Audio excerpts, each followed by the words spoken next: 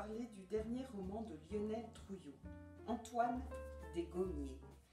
Lionel Trouillot, ce grand auteur haïtien à l'écriture magistrale, à l'œuvre puissante, eh bien, il écrit une fois de plus un grand roman symphonique qui nous raconte l'histoire d'Haïti, son actualité, les conditions de vie aujourd'hui à Haïti, mais aussi son histoire lointaine et récente.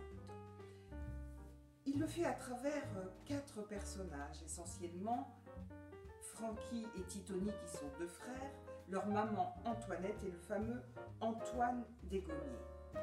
Alors, rendre compte et résumer un roman comme celui-là, un roman symphonique où les histoires et les récits se mêlent, n'a guère d'intérêt. Mieux vaut s'y plonger par soi-même. En revanche, adoptons un point de vue et pourquoi pas celui de savoir pourquoi Antoine des Gommiers. Eh bien, Antoine des Gommiers est un Ougan, à savoir un prêtre vaudou. Le mot n'est jamais prononcé dans le roman, car vous savez sans doute comme le vaudou a mauvaise presse. En revanche, Lionel Trouillot parle d'Antoine des Gommiers comme d'un devin, un chaman, et il nous le présente comme un être de sagesse, un être de bonté qui fait du bien autour de lui, à l'opposé donc de cette image noire du vaudou. Et en même temps, Lionel Trouillot écrit en français. C'est pour lui forcément la langue du colon. Une langue porte les valeurs du peuple qui la parle.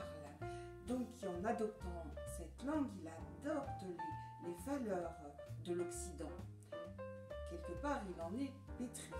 Et c'est sans doute très difficile de défendre la culture ancestrale et populaire d'Haïti, la racine de cette culture, à travers le vaudou, à travers cette langue.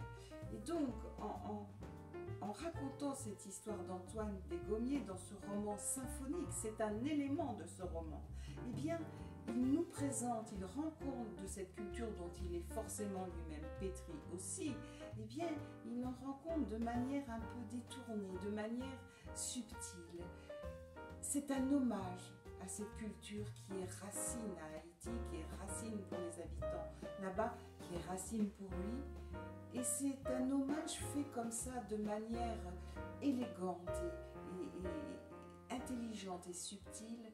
Et c'est vraiment la grande force de ce roman.